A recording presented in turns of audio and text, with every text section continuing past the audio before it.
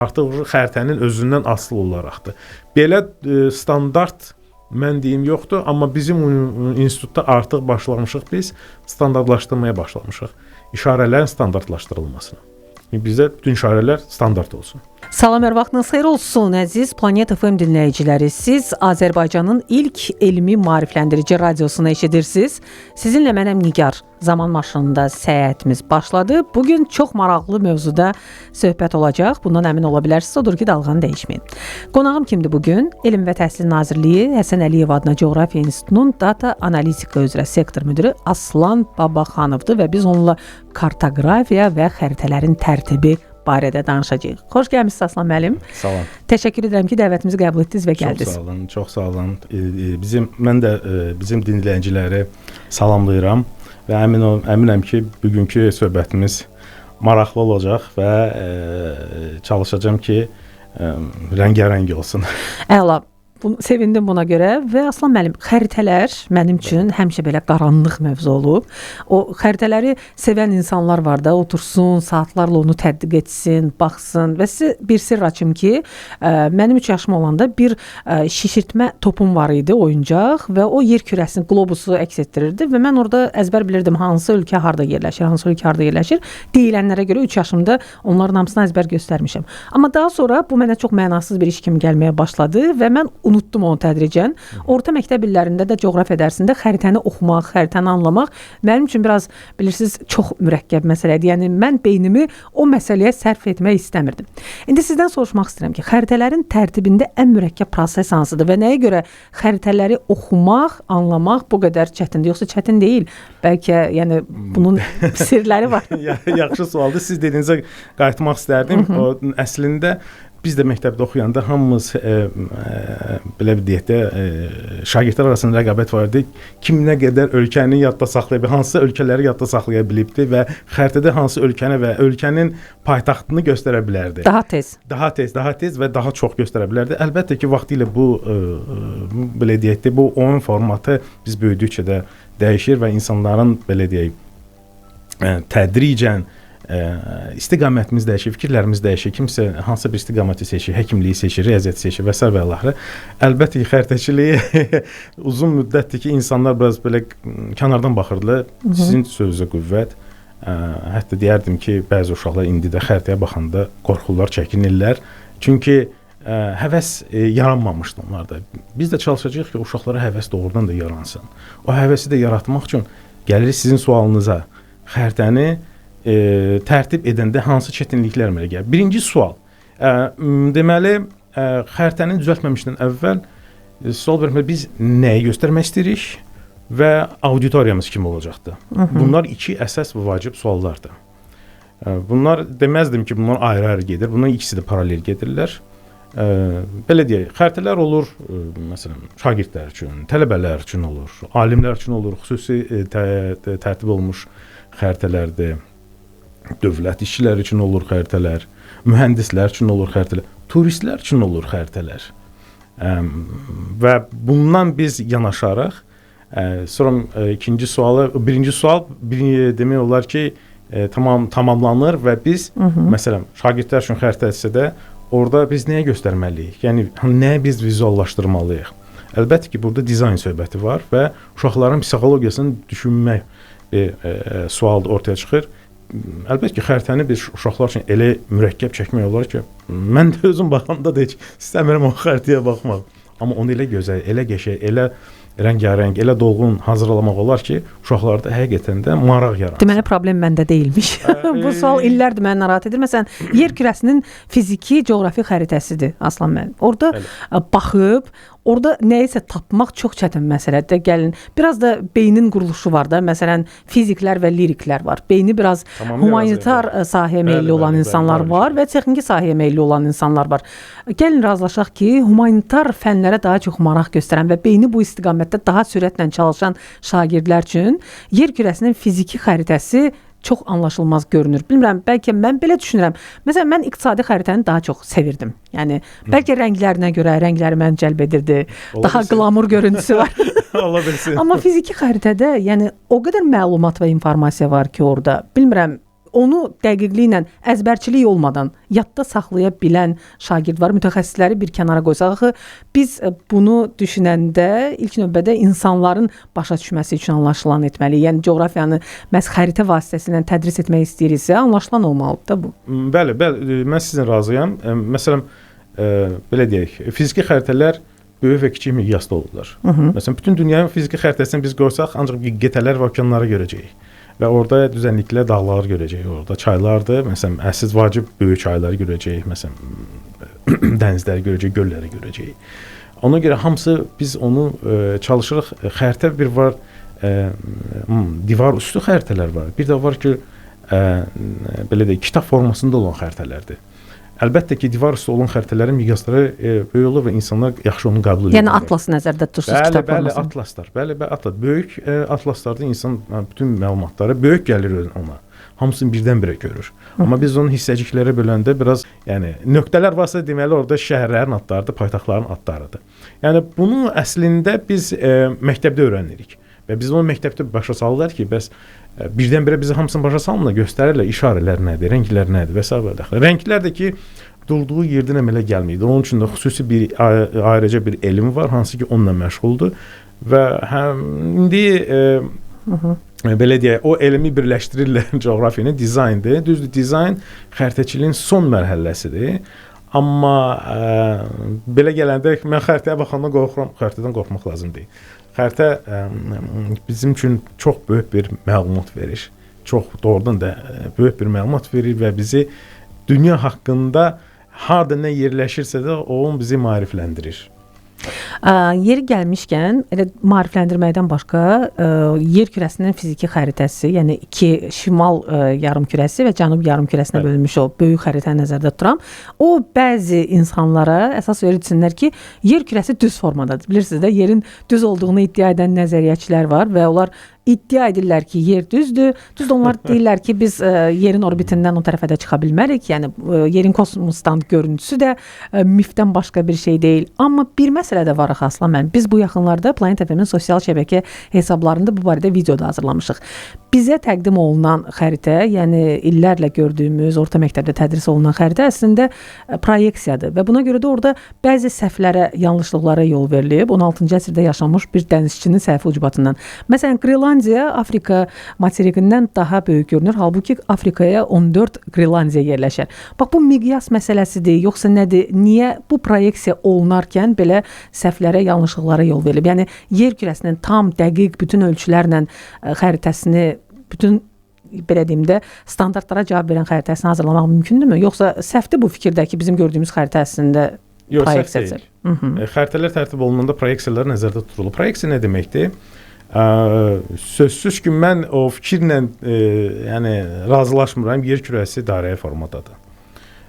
Bizim ölkəmiz yəni yasda ola bilməz qətiyyən. Bunu hələ Magellan demişdi. Bizdən əvvəl sübut eləyib. Yox, Magellan sonra əfsus ki, Magellanı öldürdülər. Yəni İspaniya qayıda bilmədi, Portuqaliya qayıda bilmədi. Onu dənizçilər qayıtdı və sübut elədilər ki, yer kürəsi dairəvidir. Yəni belə. Amma yer kürəsi dairəvidir. Və siz istədiyiniz kimi həmin o miqyasda düz görmək üçün həmin o dairənin üstündə baxmalısınız. Və o mümkün olmadığı üçün biz axı qlobusu özümüzdən gəzdirə bilmərik. Biz onu kağızın üstündə, yəni ki, xəritəni çap eləməliyik, çəkməliyik. Və çəkiliş zamanı biz o proyeksiyaları nəzərə alırıq. Proyeksiyaların və xəritələrin çəkmənin üsulları da var. Fərqli xəritələr də var. Yəni açsanız görsəniz, yəni xəritə növləri var. İndi o elmi tərəfə getmək istəmirəm. Növləri var və həmin o növdən asılı olaraq, yəni həmin o xəritələrin belə deyək də harda və nədə istifadə olunması nəzərdə tutulur. Əlbəttə ki, adi insanlar üçün xəritələr yasdır, yəni dördbucaq format olunan kağızın üstündə çap olunur və sözsüz ki, biz özümüzə sual veririk və xəttkeşi qoyuruq üstünə ölçü edirik. Niyə bunda ölçülər belə fərqli olur? Halbuki mən bilirəm ki, ölçülər düzgün deyil. Yəni belədir. Yəni o sual düzgün deyil əslində. Yəni ben başa düşmək lazımdır ki, biz dairəvi olan dairənin üstündə, yəni şarın üstündə belə düzün desək, olan belə dağlarda, çaylarda onu düzəldib belə yastı eləyib kağızın üstə qoyanda sözsüz ki, proyeksiya səhvləri olacaqdır. Yəni cüzi miqdarda da o hesabatlarda olur və o özünü göstərir. Amma biz onu niyə səhv görürük? Çünki biz onun miqyası belə deyək də balaca xəritənin üstündə görürük. Balaca kağızın üstündə görürük. Amma biz onu böyütsək, o səhvləri görməyəcəyik biz. Çünki o böyüyür, artıq miqyas böyüdükcə də kontinent də böyüyür, ölkələr də böyüyür, hər bir şey də böyüyür və onların ölçüləri dəyişir. Bu yanaşığında biz proyeksiya da dəyişir.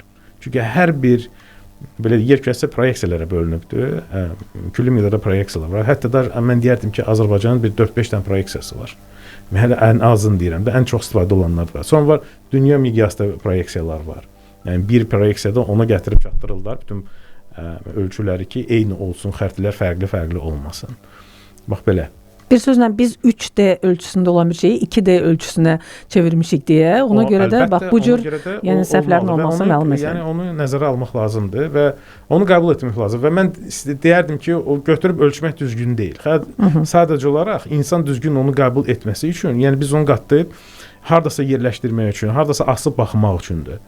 Amma həqiqəti baxmaq istəyirsə də, onda gəlin biz belə eləyək də, yer kürəsindən bütün suları çıxardaq və yer kürəsi artıq şar görsənməyəcək və belə deyək, əcəb bir yumurta bir formasında olacaqdır. Yəni oval yumurta bir formasında, onu geoid deyirlər. Biz onu görəcəyik və başa düşəcəyik ki, əlbəttə ki, yer kürəsi gördüyümüz kimi şar deyilmiş. Yəni ideal dairə deyil onsuz da. İdeal dairə deyil, bəli. İdeal dairə deyil və həmin o problem gəlir bizim qarşımızda çıxır və həmin alimlər də o proyeksiya məsələsini, proyeksiyaya görə proyeksiyanı tərtib eləyirlər. Proyeksiyanın içində orada düsturlar var. Yəni məkandan asılı olaraq düsturlar dəyişir, koeffisientlər dəyişir və s. Əla, bir sualımıza cavab tapdıq. İkinci sual, Aslan müəllim, bu standartlar nə vaxtdan tətbiq olunmağa başlanıb? Məsələn, dağların çox hündür zirvələrin tünd qəhvəyi rəngdə göstərilməsi, suyun mavi rəngdə göstərilməsi, indi bu ən belə deyim də aşkar olan bir məsələdir.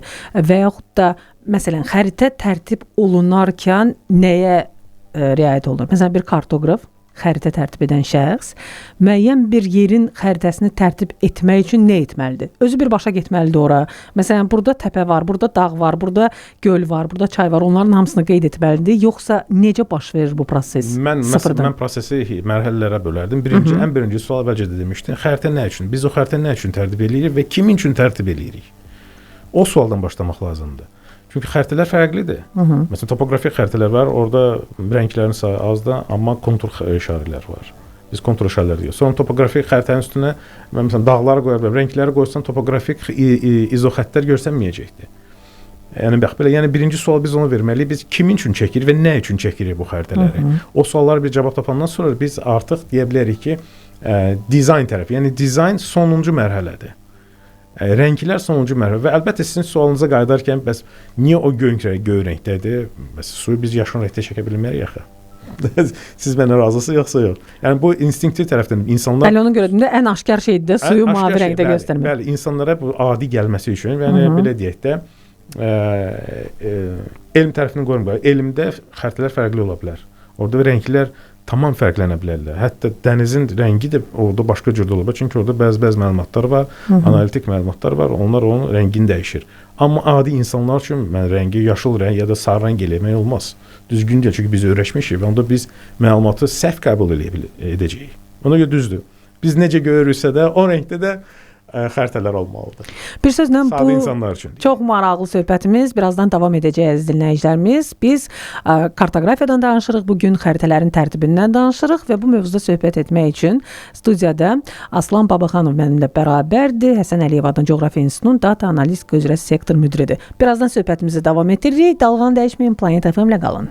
Əziz dinləyicilərimiz, bugün xəritələrin tərtibindən danışırıq. Bu prosesin çətinliyindən, xəritələri oxumağın asan olmasından əslində mütəxəssislər üçün asandır təbii ki. Bəzi insanlara ola bilər ki, çox çətin bir proses kimi görünsün, amma razılaşaq ki, bu ən maraqlı sahələrdən biridir. Ümumiyyətlə coğrafiya maraqlı sahədir Aslan müəllim. Yəni coğrafiyanın özü ayrıca bir elm sahəsi və deyərdim ki, özündə bütün elmləri birləşdirən bir elm sahəsi olduğu üçün xəritə çəkmə, kartoqrafiyada coğrafiyanın tərkib hissəsi olduğu üçün maraqlı olmaya bilməz, şansı yoxdur. Və Aslan müəllim, istəyirəm ki, bu rəqəmsal texnologiyaların tətbiqindən danışaq. necə asanlaşdırdı? Məsələn, qədim dövrlərdə necə idi? Səyyah harasa gedirdi, yeni bir torpaq kəşf etdi və lap yaxşı yeni torpaq kəşf etdi. Burada dağ var, bu dağı filan kəsin şərəfinə adlandıraq, bu çayı filan kəsin şərəfinə adlandıraq, bu yaşayış məntəqəsini orada yaşayanların şərəfinə adlandıraq və vəssalam xəritə tərtib olundu, daha sonra təkmilləşdirildi, bizə indiki formada gəlib çıxdı. Axı bizim indi əlimizdə o qədər naviqasiya sistemləri var, süni peyklər var, süni intellekt var. Bax, bütün bunlar rəqəmsal xəritələrin tərtibinə və ümumiyyətlə xəritə çəkməyə, kartoqrafiyaya necə təsir göstərir? Çox böyük və müsbət təsir edir və mən deyərdim ki, mən hətta sevinirəm ki, biz gəlmişik bu dövrə çatmışıq ki, xəritəçilik artıq tam rəqəmsallaşıbdır. Keçmişdə necə idi? Yəni belə eləyək də, xəritəçiliyi iki hissəyə bölmək olar. Klassik xəritəçilik, klassik nə deməkdir? Yəni xəritə kağızın üstündədir, hər şey əllə çəkilirdi. Ehtiyatla xüsusi, yəni göstəricilərlə orada yəni tərtib eləməyə çox xüsusi qaydalar var idi və s. və axırı. Yəni keçmişdən bəri demək olar ki, texnologiyalar dəyişdikcə və xüsusən rəqəmsal texnologiyanın sürətli inkişafı ona gətirib çıxartdı ki, artıq xəritələr müasirləşdi və gördüyümüz bütün məlumatlar artıq rəqəmsal formatındadır. Artıq biz əllə çəkmirik. Əlbəttə ki, biz kompüterdə çəkirik. Sözsüz ki, lazım olanda xətt də əlavə edirik, dairə də əlavə edirik, nöqtə də əlavə edirik. Amma yer kürəsinin səthi, yer kürəsi topoqrafik xəritələr artıq bizdə hazırdır. Çünki süni peyklər var və süni peyklər demək olar ki, 30 ildən çoxdur ki, yer kürəsinin səthini çəkirlər. Və bu 30 illik olan məlumat artıq bizə böyük bir imkan verir ki, biz xəritələri dəqiqliklə çəkək. Fərqli xəritələri hazırlayaq. Yəni artıq əllə biz kontur çəkmirik. Hamısı avtomatlaşdırılıbdır. Sözsüz ki, bunu etmək üçün xəritəçiliyi bilmək kifayət deyil. Əsas bu birinci xəritəçiliyi bilmək lazımdır, coğrafiyanı bilmək lazımdır. Analitik alətlərin istifadəsini bacarmaq lazımdır, başa düşmək lazımdır, bunlar necə işləyirlər və sözsüz ki, CIS sistemləri, yəni coğrafi informasiya sistemlərini, bunlar alətdirlər hamısı. Bəzi insanlar səhv salırlar, deyirlər ki, CIS coğrafiya. Xeyr, CIS alətdir, coğrafiya elmdir. O alət elmə kömək eləyir ki, biz hansısa bir məqsədimizə rahat və məqsədimizə tez çataq. Yəni məsələlər tez həll edir və düzgün həll edir. CIS bizə kömək eləyir. CIS-ə nə daxil? Xüsusi proqram təminatlardır. İndi istifadəçi kimsə eşitmiş olarlar, məsələn, ArcGIS proqramı Ezdir şirkətinin proqramıdır, QGIS-dir, PostGIS proqramlar kimi var. Onlar kömək eləyirlər xəritə tərtibatında. Məsələn, mən sizə bir belə deyək, misal verim. Siz yəqin ki, evə çatdırma məsələn, yeməli evə çatdırma ilə yəni istifadə edirsə proqram Volt. Volt proqramı götürür. Voltu baxıb İstənilən proqram belə. Bəli. Orada açıb baxıb görürsüz ki, məsələn, daşıyıcı hardadır? Sizə nə çıxır qabağınıza? Xəritə. Və yaxud da taksi sifariş vermişik. Taksi, xəritə. Yəni artıq xəritə bizimlədir. Biz bunu o qədər öyrəşmişik ki, bizim üçün adiləşibdir və biz bunu adi kimi qəbul edirik. Amma əslində xəritəçilik və xəritənin özü artıq bizim həyatımızın bir hissəsi olubdur. Və bu qaçılmazdır. Hətta mən deyərdim ki, maşınlara oturursan, elektrik maşınına oturursan, hamısında demək ki, əksər maşınların, böyük monitorlarda hamısında xəritə açılır və istər-istəməz insanlar artıq xəritə kimi dərindən öyrənirlər, amma artıq başa düşürlər ki, bu küçədir, burada binalar var, burada nəsə və s. burada yol var. Yəni artıq xəritə ilə bunlar işləyə bilir, yəni naviqasiya xəritələri ilə işləyə bilirlər. Bəlkə də heç xəritələr icad olunduğu dövrdə bu qədər çox istifadə olunmurdu. Yəni uzaq dəniz səyyahları istifadə edirdilər ondan, xəritəni açırdılar ya da ki dəniz quldurları baxırdılar ki, harda nə var. İndi isə siz demişkən xəritələr bizim gündəlik həyatımızda həyatın ayrılmaz tərkib hissəsidir və hər bir adam da xəritəni oxumağa məcburdur istər-istəməz.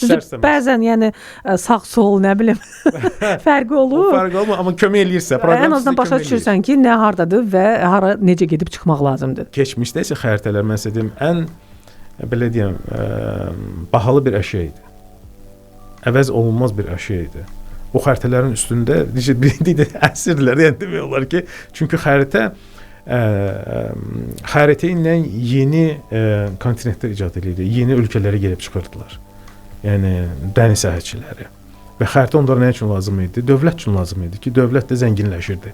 Və o xəritə ilə o dəniz səyahətçiləri onun naviqasiya kimi istifadə edirdilər. Və ona görə də xəritənin qiyməti qızıldan da baha idi. Hətta onların tərtibində də bunu görmək olardı. Məsələn, əsas foliant kimi qızılla işləmədə. Tamamilə doğrudur. Yəni bahalı əşya. Yəni xəritələr o vaxtı qızılda da bahalı idi. Çünki xəritənin əsasında onlar gedib yeni bir ölkə tapırdılar. Nəsə belə də yəni. Yəni ilk dəfə o kimin ağlına gəlib görəsən ki, məsələn, mən gördüyüm, kəşf etdiyim yeri bu cür təsvir eləyim.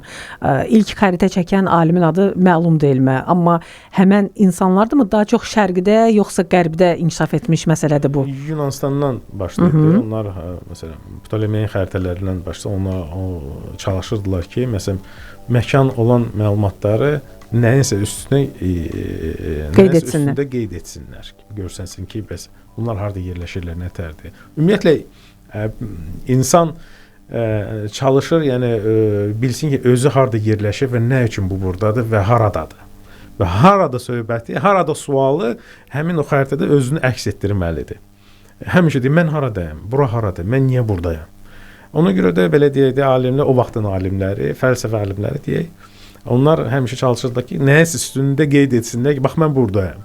Şəhər burdadır, o kənd oradadır, orada başqa dövlətdir, əsərlər. Digərindən nə qədər uzaq məsafədə yerləşirik? Yəni o çətin idi. İlkin məqamlarda, ilkin zamanlarda o xəritə tərtib eləyəndə miqyası bilmirdilər. Çünki miqyas məsələsi çətin idi. Məsələn, ayaqla ölçürdülər və ya atla gedəndə ölçürdülər ki, məsələn atın addımı nə qədərdirsə də sayırdılar. Təxminən bax belə bir formatda miqyası təxmini formada ölçürdülər. Amma onlar bütün miqyası böyük xəritələrə gətirib çatdıra bilmirdilər. Onu çəkmək üçün gələn məlumat toplanmalı idi. Yəni gəlir bu məlumat elmindən gəlib çıxır. Yəni məlumatdan toplanır. Sözsüz ki, məlumat elmi həmişə olubdu, amma bu dərəcədə indiki zamandakı kimi məlumatlar nə qədər toplanılır, bu sayda toplanılır, o vaxt yox idi və xəritə çəkmək çox çətin idi. Xəritəçilik çox belə bir qəliz bir, belə ələ çatmaz bir sahə idi. Bax, o dediyiniz məlumat toplama data məsələsi. Məlumat məsələsi, bəli. Bəli, bu müasir dövrün ən prioritet məsələlərindən biridir. Data analitiklər və ümumiyyətlə data analizlə məşğul olan mütəxəssislər yəqin ki, yaxın gələcəkdə hələ çox tələbatlı işçilərdən, peşəkarlardan olacaqlar. Siz də data analitika sahəsi üzrə çalışırsınız. Xəritədə bax dediyiniz bu məsələlərə gətirmək istəyirəm. Məlumatların toplanması, işlənməsi və yenilənməsi nə qədər vacibdir? Çox vacibdir. Çünki mən deyə bilməzdim ki, vacibdir. Onu gedir, çox vacibdir. Öz işinizi biraz da qabartmaq üçün. Bəli, ümumiyyətlə günbəgün mən deyərdim ki, məlumatların sayı artır.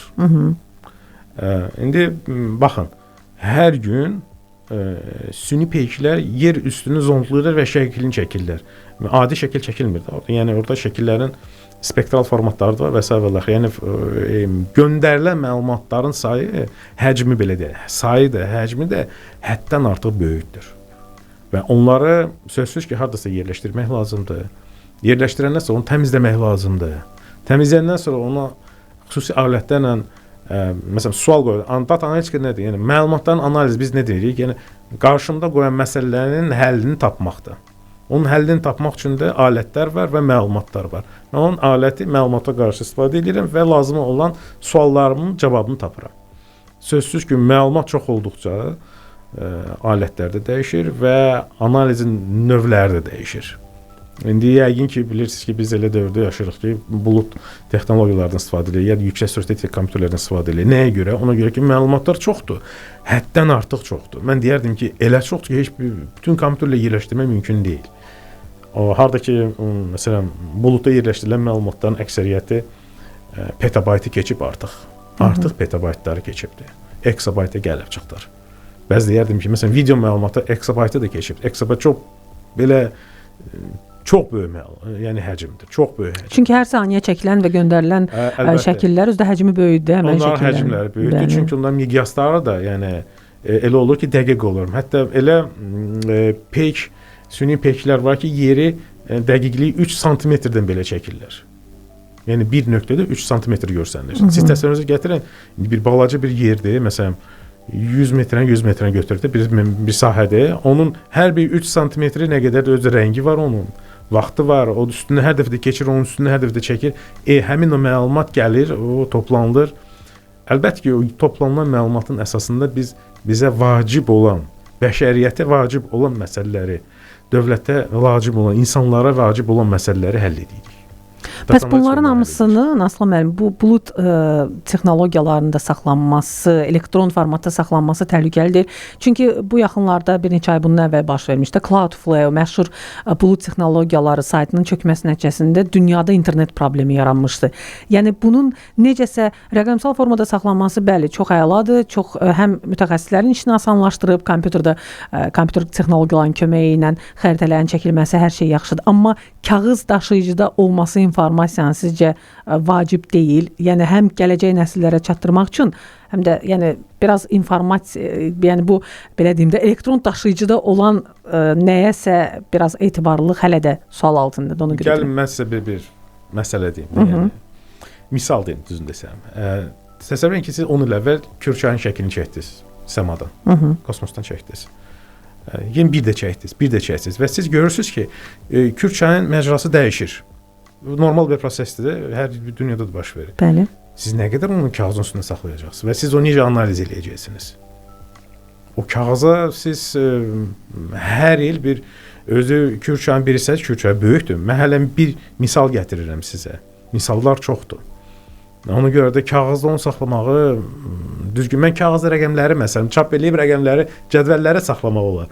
O olar. Yəni orada belə bir problem yoxdur, amma onun konturlarıdır, yəni şəklin özüdür. Biz axı mən rəqəmə baxsam, məsələn, bilmirəm orada rəqəmlərdə nə yazılır. Mən onu gətirib çəkməliyəm o rəqəmləri ki, görüm nə görsənir. Amma çayın özünə baxanda mən artıq başa düşürəm orada nə baş veribdir. Hətta çayın qırağında eroziyaya uğramış torpaqları da görmək olur. Mən onu hər dəfə çap eləyib kağızın üstünə onda gələk biz böyük bir bina tutaq. Orada bütün kağızları saxlayaq. Aha, anladım. Onu da qorumaq lazımdır. Ən bariz nümunə Urmiya gölünün quruması ilə bağlı olan görüntülər idi. NASA yaymışdı həmən görüntüləri.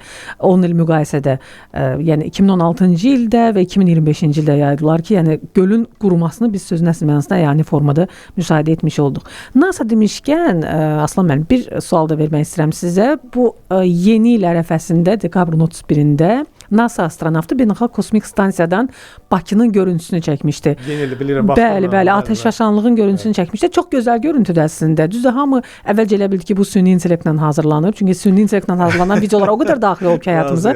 Reallığın harda olduğunu müəyyənləşdirmək bir qədər çətindir, amma daha sonra o astronavt öz X hesabında paylaşdı həmən görüntünü və qeyd etdi ki, bəli, bu mənəm, beynəlxalq kosmik stansiyadan çəkmişəm. Bu da Bakının görüntüsü. Çox gözəl görüntüdür, sözün düzünü deyim sizə və sanki par-par parıldayır o. Bəzi mən şərhləri oxudum və yazmışlar ki, bəs qartal hanı? Yəni hətta yazmışlar, qartalın dimdiyi görünmür.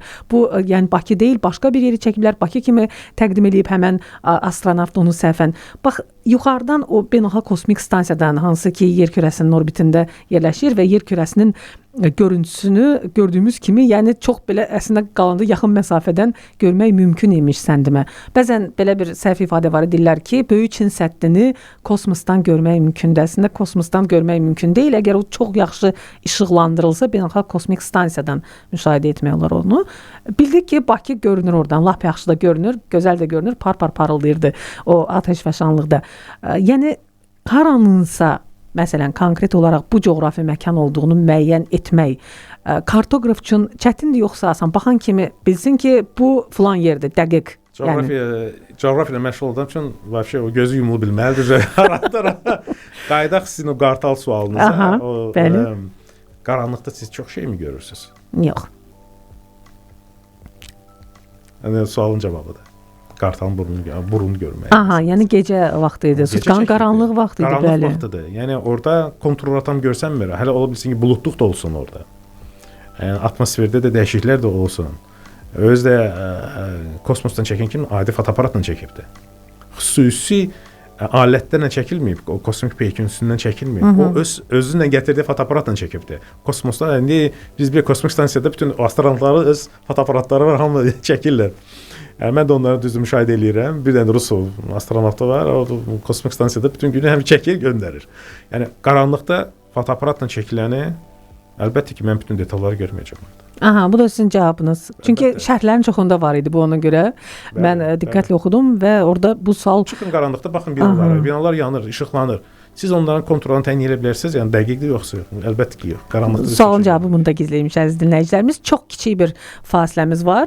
Daha sonra qayıdırıq və bugün kartoqrafiya, xəritə çəkimi barədə danışırıq. Əziz dinləyicilərimiz, səyahətimiz davam edir və bugün nə barədə danışıram sizinlə? Müsahibim kimdir? Bir daha xatırladım. Elm və Təhsil Nazirliyi Həsən Əliyev adına Coğrafiya İnstitutunun data analitika üzrə sektor müdiri Aslan Babaxanovdur. Biz kartoqrafiya və xəritələrin tərtibi barədə danışırıq. Aslan müəllim, bu məsələyə ötəri toxunduq. İndi istəyirəm biraz geniş danışaq. İqlim dəyişmələri və ekoloji problemlər xəritələrin çəkilməsinə, xəritələrin tərtibinə necə təsir göstərir və nə qədər müddətdən bir yenilənməyə ehtiyac yaranır məhz iqlim dəyişiklikləri səbəbindən? Belə deyək, iqlim dəyişikliyini biz hiss edirik. Biz başa düşürük ki, iqlim dəyişikliyi və iqlim dəyişikliyinin nə qədər dərin olduğunu isə bizə xəritələr deyir. Və biz o xəritələrin analizinin nəticəsində, yəni bir xəritədən getmir söhbət. Orada fərqli xəritələrin formatları var. Onların məlumatlarını dəqiq desək, məkan məlumatlarını belə deyək və toplanılmış atmosferik məlumatlardır və s. Yəni optimum məlumatların toplantısı və onların analizinin nəticələri bizə göstərir ki, bəli, iqlim dəyişiklikləri var və bu proses davam eləyir. Bəşəriyyət nəsə eləməlidir ki, bu dayanmalıdır. Bəzi alimlər deyir ki, artıq biz bu xətti keçmişik, geri dönüş yoxdur. Bəzi alimlər deyir, xeyr, vaxtımız var, nəsə dəyişə bilərik. Və bunda sözsüz ki, coğrafiya elmi öndədir. Çünki bu hamısı yer kürəsinin üstündə baş verən bir prosesdir. Və harda nə dəyişiklik baş verdisə də biz onu xəritənin üstündə görə bilirik. Və bunun da belə deyək də, məlumatları ortaya gətirənlər data analitiklərdir. Xəritə üzrə və xəritə məlumatları üzrə data analitiklər onları toplayıb və nəticəni ortaya gətirib qoyanlar və alimlərdir. Sözsüz ki, alimlərin apardığı işlərdir, onların apardıqları deməli tədqiqatlardır və tədqiqatların nəticələri yığılır, toplanılır, bir böyük bir məlumata çevrilir və onlar təhlil olunur.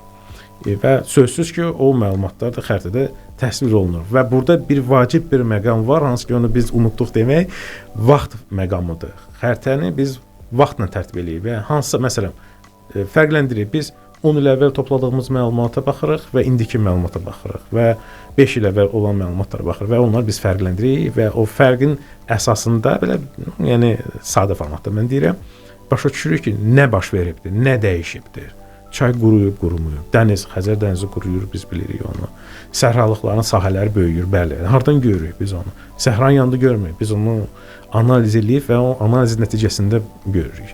Əlbəttə ki, bunlar hamısı təhlil olunur və hesablanır onlar hamısı və artıq hesabatlar o qədər düzgündür ki, və biz hətta gələcəyə də baxıb deyə bilərik ki, nə baş verə bilər və hansı ssenarilər ola bilər və bizi nələr gözləyə bilər.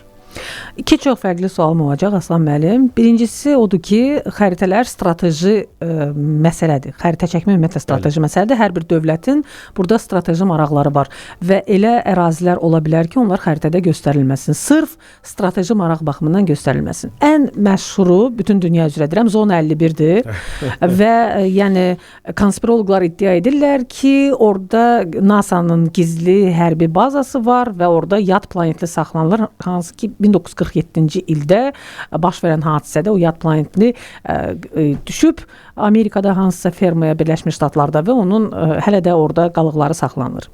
Və bu xəritədə göstərilmir iddia olunanlara görə. Bu bir sualım.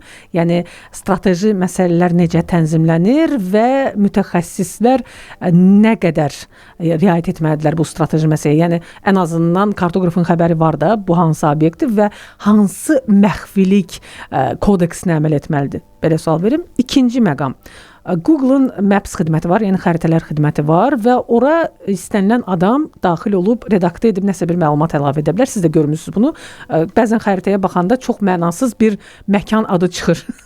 Yəni bu gələcəyə necə təsir göstərəcək? Məsələn, nə bilim, 23-cü əsrdə kimsə bu Google Maps əgər olsa o müddətdə təkmilləşməsə elə ondan istifadə edəndə, yəni hansısa bir mənasız məkanın adını görəndə onu durub coğrafiya kitablarına daxil etməyəcək 23-cü əsrdə. Yox, xeyr, elə deyil.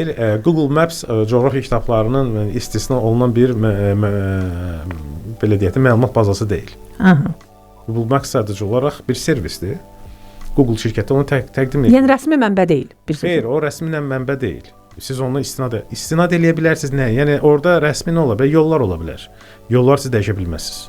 Yollar artıq yəni şəkil əsasında təmizlənir, tanınır və lay kimi xəritənin üstə gətirilir. Amma nöqtədir, məkandır və s. və axır. Onlar artıq mən onu istinad edə bilmirəm. Mən ki, məsələn, tutub məktəb üçün dərslik hazırlayanda, coğrafiya dərsliyi hazırlayanda Google Maps-dən istinad etmək düzgün deyil. Mən Google Maps-ə başqa şey istinad edə bilərəm, amma dərsliyi oradan istinad etmək olmaz.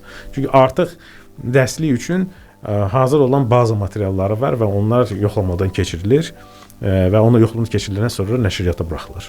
Sözsüz ki, Google Maps belə deyək də, yəni panasey deyil. Qaldı ki, həmin o yazılışlara əlbəttə bu problemdir və o problemin üstündə həlli də var. Xüsusi qruplar var, insanlar qrupu var, hansı ki, həmin o belə deyək də, düzgün yazılmayan məlumatları təmizləyirlər. Yəni qrup şəklində onlar hamısı analiz olunur. Daxil olunan məlumat əsasında onlara da baxılır və qrup şəklində bir nəticə gəlirlər ki, məsələn, bunu dəyişmək lazımdır, silmək lazımdır, yoxsa saxlamaq lazımdır.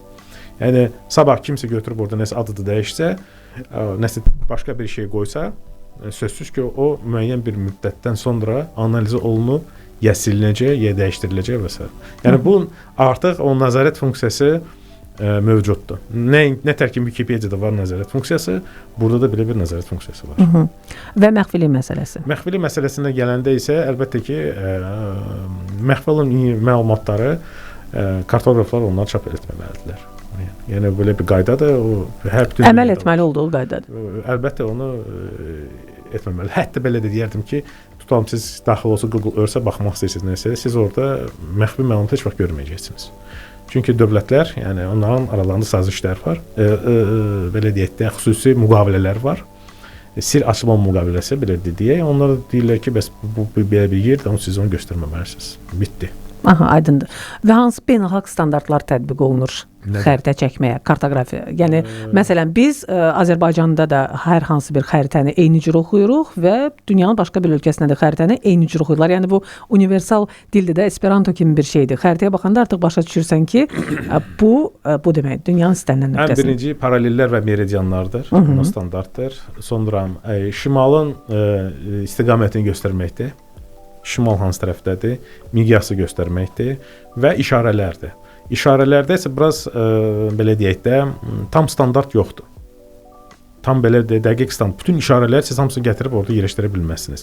Bax, turist xəritəsinə baxın, bir də adi xəritəyə baxın. Görəcəksiniz ki, işarələr tam fərqlidir. Amma xəritədir, ikisi də xəritədir.